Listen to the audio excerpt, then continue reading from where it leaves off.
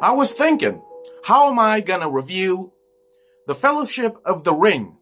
I got that pipe, but I ain't got that pipe weed. And Bilbo would be disappointed, so I took care of it. I'm set, I'm prepared, and first of all, I have to put a disclaimer in the beginning. When the movies came out, of course I didn't know nothing about Tolkien, I didn't know nothing about the books, I didn't know nothing about his vast work, his mythos.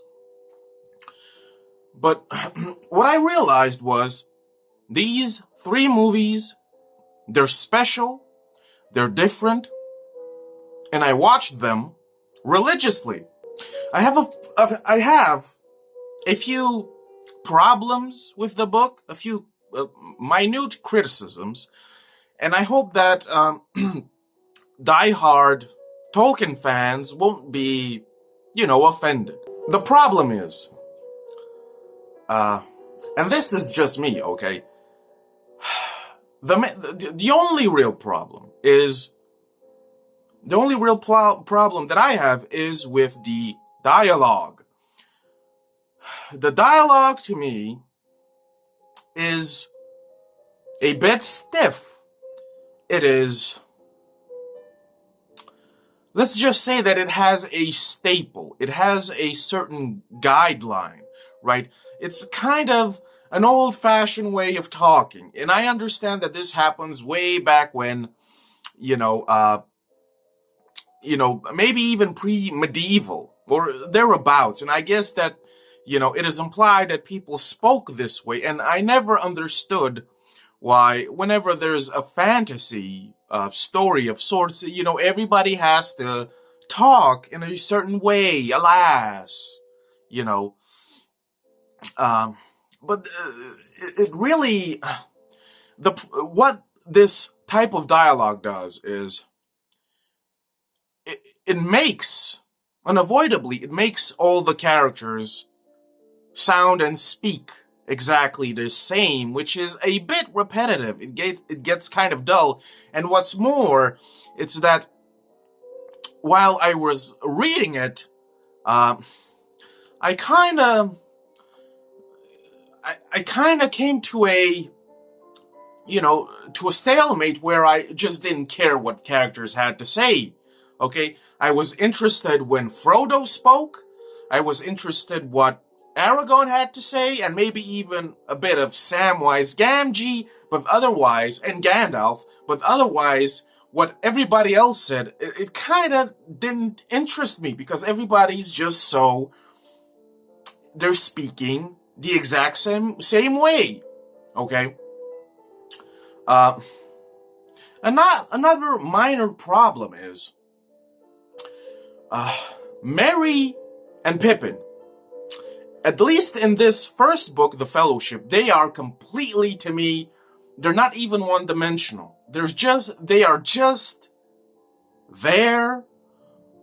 When they speak, it's like, if it isn't said who is speaking, you might assume it is Merry, it is Pippin, because they are, to me, indistinguishable from one another. In the first book, I don't care what they have to say, I don't care what they do, and when they speak, I'm just like, who? Right? They are not even one-dimensional. Me and Bilbo would get along, though.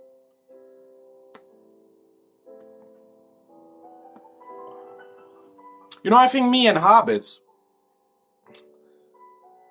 would get along swimmingly, because we'd be hitting that pipe weed 24/7.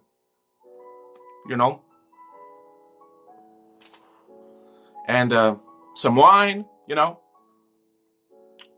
Maybe I'm part hobbit, who knows?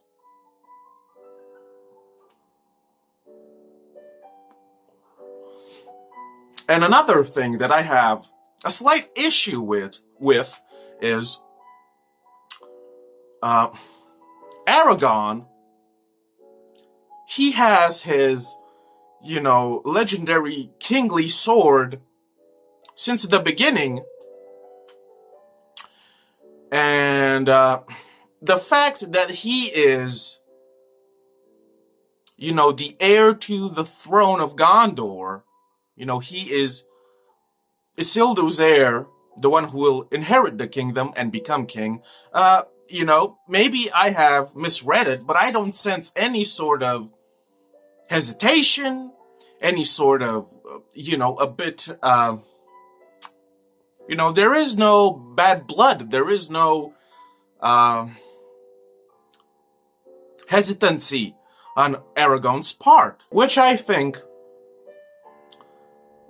kind of takes from his character, because I think, at least in the original trilogy movies, there is this character arc for him where he has to really struggle with his past, with his inheritance, with becoming a king. He doesn't even want to hold the sword, that is broken. And finally, by the third movie, he finally accepts his destiny and becomes the one king, right? But so far in the first book, there is no such thing. Really, poses the question, if he has no problem with being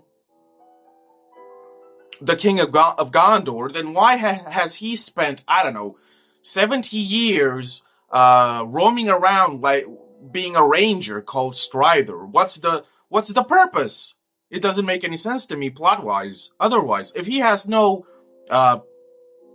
reluctance to be king, then why is he in the woods for 70 years? Because he's old as fuck. In the first movie, at least, it is hinted at or even said, he has been chased around by Sauron's minions because, he is the next in line to be king, and Sauron doesn't want that, so he has spent a majority of his life just being in hiding and just, fleeing, right? So to me, in the book, it doesn't make any sense. Why hasn't he become king already? Why is he still Strider, the ranger? Doesn't make any sense, right? And here's another little issue. So finally, in the beginning, Gandalf, good old Gandalf, finally realizes that, yes, indeed, Bilbo does indeed have the one ring of power. Oh boy, right? And, pushes it on Frodo, who has just become an adult hobbit, 33 years old. He has inherited the ring. And so, Gandalf tells Frodo, keep it secret, keep it safe, I'll be back, don't you worry. Right? And because I didn't know this, right? All my knowledge is based on the original 3 movies. So I didn't know this, but after Gandalf leaves the Shire, Frodo stays there with the ring for another kind of 17 years. That's right, 17 years. And I just couldn't believe it. What's going on here? Right? I thought this was an urgent matter of the utmost seriousness. What are we doing here, Frodo? What are we doing here, Gandalf? Right? Doesn't make no sense to me. It's actually quite hilarious, right? So at the ripe old age of 50 years, Frodo finally leaves the Shire, right?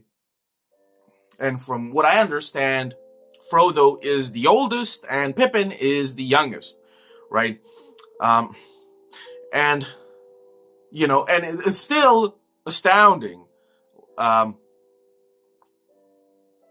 when Frodo leaves the Shire and goes to Rivendell. Bilbo is still alive, so he's like, 120 something years old, and he's still kicking, he's still going, even without the ring, right? It's crazy, right? So he might be one of the oldest hobbits ever. And a nice little, here is where Tolkien does a bit of subtle work. Um, you know, throughout the book, it is said that Frodo develops, this heightened sense of hearing and seeing in the dark and even feeling things. And I guess this is partly due to, getting stabbed by the Nazgul blade, and then, having the ring on his person at all times. He is changing, right? He's gaining powers, in a sense, right? But I have to criticize Tolkien on several other points, because, listen, to me at least, in the original trilogy movies, Peter Jackson took what was and elevated everything, improved upon everything. Of course, some of the dialogue was switched from character to character. Things were removed, things were added, but overall, I think at least that the movies did a fantastic job at enhancing everything that Tolkien did in the books. But what I have a problem with is that, consider all of the main scenes in the Fellowship of the Ring, right? When Frodo finally gets the ring after Bilbo has left, when the Nazgul finally come to the Prancing Pony, at the Prancing Pony, when Frodo puts on the ring for the first time, when finally Gandalf confronts the Balrog, and such and such.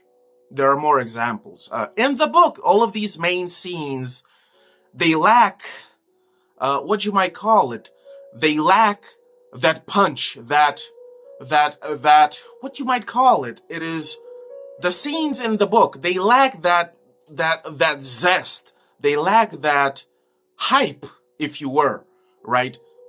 I mean, at least in the movie, The Fellowship, when the scenes that I have mentioned happen, you're like, oh boy, here we go. Of course, there's music, there's choreography, but still, in Tolkien's book, it's just so, this happens, Balrog, Gandalf, you shall not pass, moving along, right? The Nazgul comes, stabs Frodo, somehow they, survive. They go to Rivendell, here we are. It's like, it's just so matter of fact. There's no real, I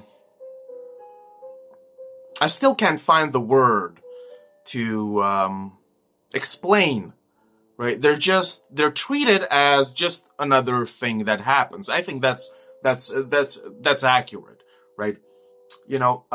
Being a writer myself, this is how I, right before I start writing a book, this is how it comes to me. I think of crucial scenes, whatever those scenes might be, and I think of crucial dialogue. And my job is to reach those parts and make, the journey interesting. But my philosophy has always been, and this might be advice to aspiring writers. My philosophy has always been, your major scenes in your novel, they have to be special. They have to be on another pedestal. You have to manage to make your readers be immersed, right? It's like, I mean, I wish Tolkien would have tried to make these scenes pop in a way, to shine, to grab, your attention more, right? I'm not expressing myself correctly, but you know what I'm trying to say. It's just, they're treated like just another thing that happens, right? Which is sad, because they are crucial, extraordinary scenes, right? And sadly, to me, The only real fucking holy shit moment in the book where I see, okay, Tolkien is doing something. Tolkien is finally, gaining his stride is at the very end, in the last chapter where Boromir makes his, iconic change where he kind of tries to betray Frodo and the company, where he makes the switch and tries to get the ring from himself. Now, here indeed is where Tolkien fucking blows me away. It's just so, yo, here we go, right? Finally. It's like, almost like Tolkien finally kind of comes out of his, writing style almost, and kind of flowers in a way, because it's not just his usual almost monotone, right? When Boromir makes the switch, I was highly attentive. I was hooked. I was like, okay, here we go. Nice, I like that. And this leads to my next point. Throughout this book, up to the final chapter, it's just, like, I'm not a master of writing. I've written a couple of books, right? And I'm nowhere near Tolkien's level. Of course, his imagination was out of this world crazy. But his writing style, it's just, I understand why all of these descriptions of nature and all of this, what you might call it, info dump of geographical landmarks and such, and all of this lore dump happens. But it's just like, I'm not a hardcore fan of all of the lore. I'm probably one of the few Tolkien fans, Lord of the Ring fans, that just don't care about this extended universe, all of this fucking lore that extends thousands of years into the past. I'm not interested, I'm just not interested, I care about what happens now with Frodo and the company. I don't care about all of these ruins and all of their lore, right? And the endless, almost endless descriptions of nature. I understand why they're here, but I'm just like, bro, can we just move on? Can something really happen, bro?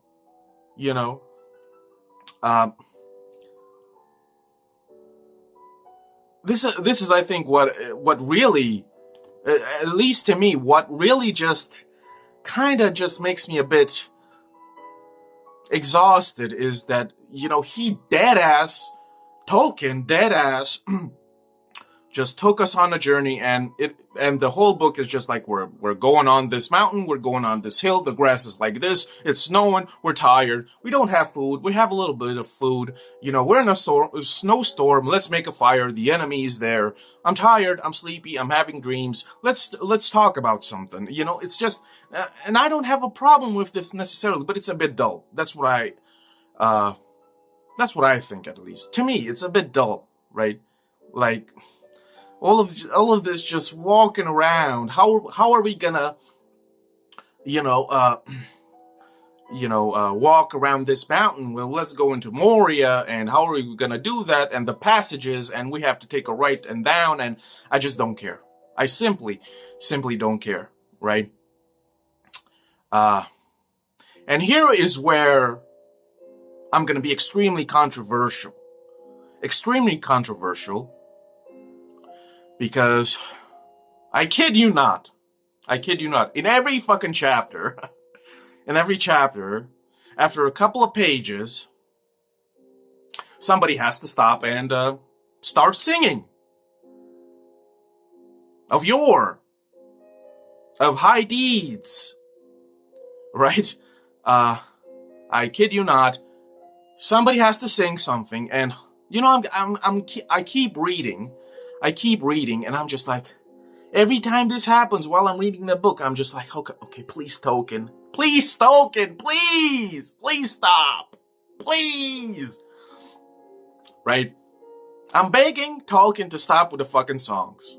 I'm just begging this esteemed author to cease and desist, and it never ends. It never ends, right?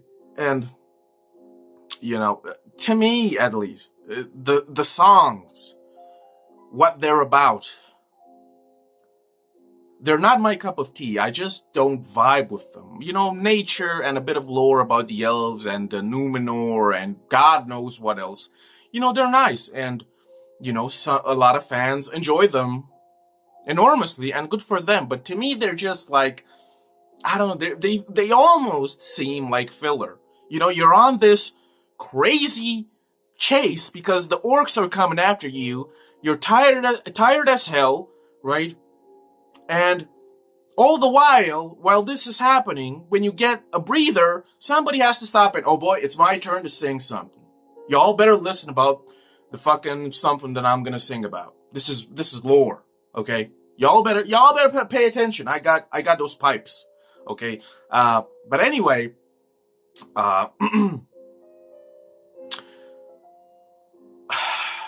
like I said, the movies just enhanced and elevated everything. Unfortunately, I think in the book, it is only by the end almost where Frodo actually encounters the Eye. Which is unfortunate, alright? I get it, why it happens, right?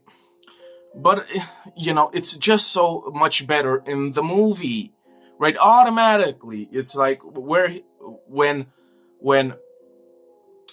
Frodo stumbles in the prancing pony and the ring, magically just lands on his finger, in the movie, it's just so perfect. It's immediately the eye of Sauron pops up, and it's just, bro, it's one of the sexiest scenes ever, right? And listen, bro, listen. I don't care what anybody says, like, Sauron's voice in Black Speech has to be the sexiest thing ever. It got me feeling a certain type of way, right? And I just love that scene in the prancing pony. In the movie, Frodo puts on the ring, and you just hear, you cannot hide, there is no life in the void, only death. I see you. I mean, that's just iconic, legendary, right? But in the book, this is my point. In the book, Frodo puts on the ring. The ring is around his neck, on a chain. Hundreds and hundreds of pages. Who knows how long this journey lasts? And the only drawback we get is, Frodo is a bit tired. Frodo is a bit, exhausted. He's a bit moody sometimes, and that's about it. Whereas in the movie, it's just on another level of just corruption, temptation, being tantalizing at the same time and yet deadly, right? I think it is in the Prancing Pony in the movie where, Frodo is by himself and he has his eyes closed and he is playing with the ring, and all you hear is Sauron's voice going, Baggins, right? Just fucking with him 24/7. And I love that, right? That's a true demon right there. That's a true antagonist villain. Whereas in the book, it's just like, the enemy, and he is the Dark One, and the Ring of Power, and the Eye. Another slight issue, if you want to call it that, I have a serious problem with how Gollum is treated in the book.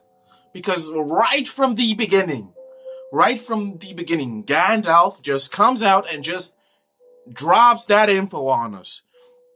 And throughout the book, we keep hearing about Gollum, and we keep hearing about his lore, and it just, to me, this ruins his whole character, right? It's just too much exposition, like in the book, in the movies.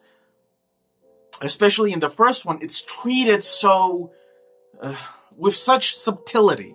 It's just so refined. It's like it keeps egging you on. Whereas in the book, Tolkien just comes out right in the beginning, and it's just, oh yeah, there was this guy Gollum. You heard the story from your uncle Bilbo, right? Yeah, actually, his name was Smeagol, and he had a cousin Deagle. And 500 years ago, I don't know how they know all of this. How does Gandalf know this? But Deagle found a ring, and Smeagol killed them, and then etc. etc. And we keep hearing about Gollum's lore, and it takes from his character. He is not a mystery, right? Even to those who haven't read The Hobbit, I haven't read The Hobbit, and I'm still like, I'm already over Gollum because there's too much revelation in the beginning. What I would call it is premature revelation. And I know that he had the story of The Hobbit in mind when he wrote this. I assume that Tolkien assumed that most of his readers already knew about Gollum, right? But still, it just kind of sours the taste a little bit, right? Which is unfortunate. And I have to propose this question to diehard fans, okay? Because even to this day, listen, even when I was ignorant and only knew the movies, I still asked this question. How can the Eye of Sauron not know who has the ring? Okay? How can Sauron not know who has the ring? Right? And sometimes, even when somebody puts on the ring, it's almost like there's some sort of lost connection, and the evil doesn't know where the ring is, right? But at the same time, when Pippin, grabs that,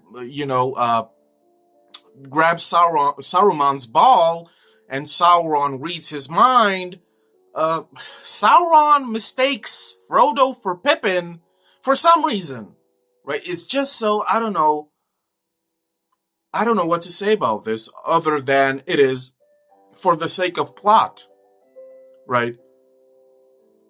Aren't the Eye of Sauron and the ring connected, I don't know, on a spiritual level, something, right? So how come, it takes such a long time for the evil to finally realize that the ring is in the Shire? I mean, talk about Gandalf being late to the party. Sauron is even later, right? To me, it's like you put on the ring, the Eye of Sauron knows your name, the Eye of Sauron knows your dick size, right? The Eye of Sauron knows your bank password, right? And most of all, he can locate you instantly. Okay, so I would guess this is plot convenience. Otherwise, there would be no story, of course. And this is, I've checked a couple of videos, and this is what seems to be cause for great argument in the Tolkien community, which is like, for example, some people ask, well, why didn't Frodo just take the eagles and go to Mordor directly at the Mountain of Doom, right? And of course, the answer to all of this is for the sake of plot convenience. Otherwise, there would be no story, right? There would be no story. Again, I didn't mention these characters. Legolas and Gimli, they're fine. They're fine in their own way, but they're not as forgettable as Merry and Pippin, but they're still just, I think, one-dimensional, right? Saruman barely makes an appearance here, and this is one little tidbit that really excited me, because I had no idea. In the movies, Saruman is just this simp for Sauron. He just wants to be a lapdog. But in the books, and I found this recently before reading the first one, that Saruman actually wants the ring for himself. He wants to dethrone Sauron. He wants to be the next Dark Lord, right? Which is so much more interesting than what happens in the movies, right? It just comes out of nowhere. Especially if you've seen the movies, right, first. It just comes out of left field, and it's just so, okay. And this is, of course, another one of Tolkien's main themes. Is just like, evil will always be here, and it doesn't matter if you defeat the main evil. Somebody will come along, somebody next in line will come along and will take over. And even more, depressing in a way, even though there is this big evil, we have other evils to deal with, and they might become the next big evil if we don't do anything, right? So, right, it's just such a philosophical question in a way, such a conundrum, right? I have to give props to Samwise Gamgee. I just like the way he talks. I just like the way he thinks. He's just a down-to-earth kind of guy. I just like him, right? He has a sort of exotic voice. He stands out, right? Everybody else is kind of, like I said, because of the language, kind of similar, right?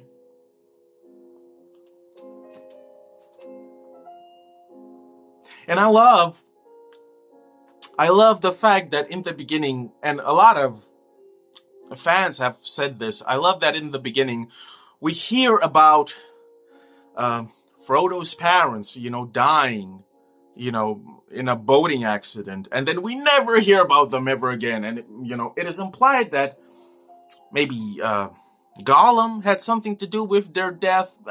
Who knows? It might have been an accident.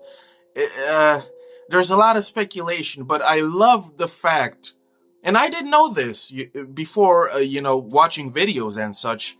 I didn't know that Frodo was an orphan and that he had such a tragic backstory, right? He was adopted by Bilbo, and we never hear about this ever again, which is sad, right? You think Frodo would, think about them from time to time and just wonder what happened, right?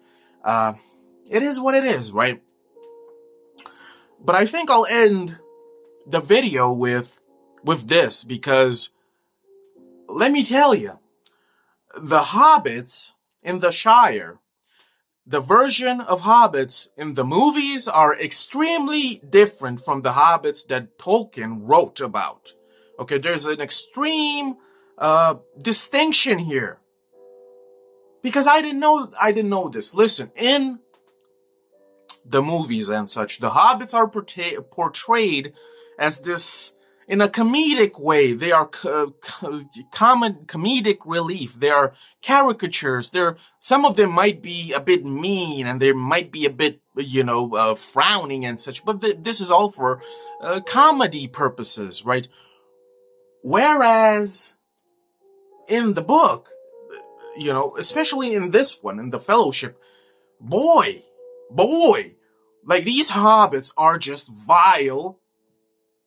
These vile brutes. We need to talk about this.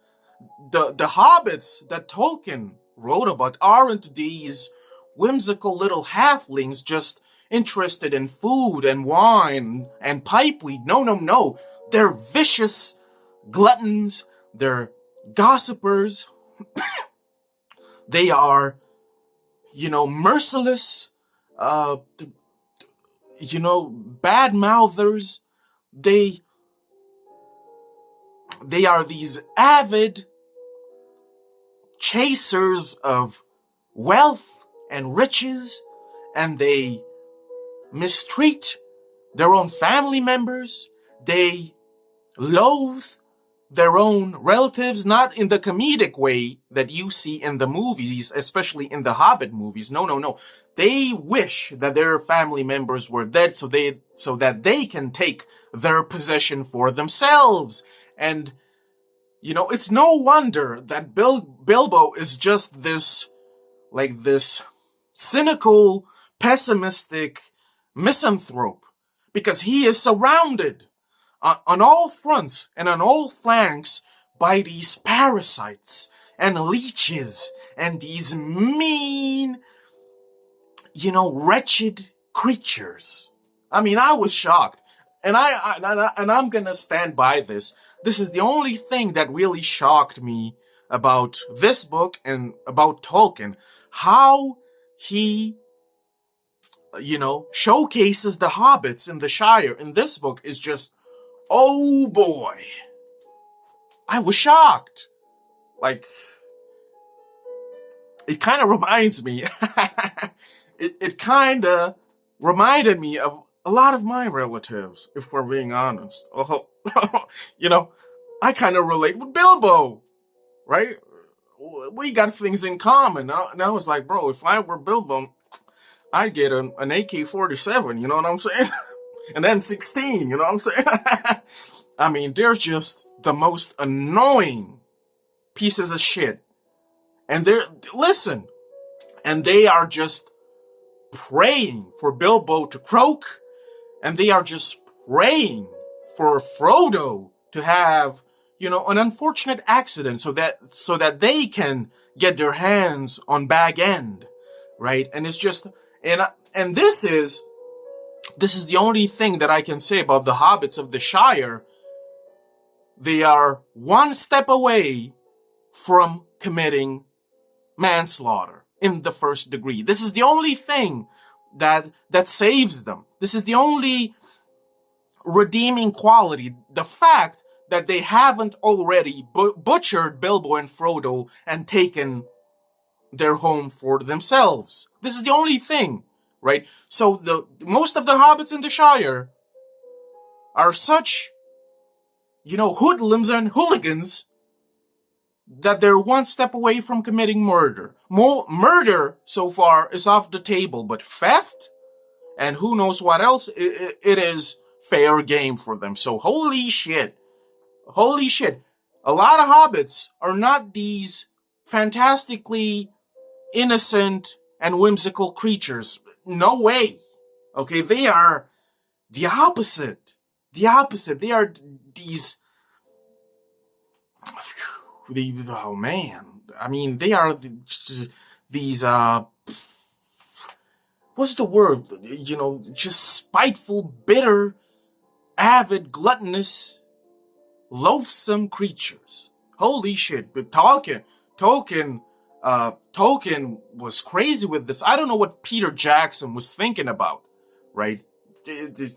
Right? He just made this childish version of the hobbits. The hobbits are, listen, Tolkien's hobbits, they might not be as tall as men, might not be as strong as dwarfs, but they make for it. They compensate for it with just this spiteful, bitter nature, right? Like the hobbits contain and they embody, the seven deadly sins in a way, right? Or most of them. Holy shit, right? Goddamn. But to really end this video, okay, I'm gonna end it with this. And I should have started with this, okay? Listen, check this shit out.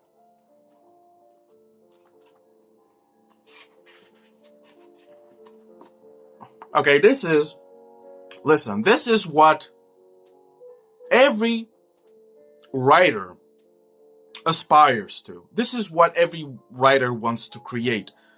A few lines that will be so legendary, that will be so iconic, that they will last and withstand the test of time.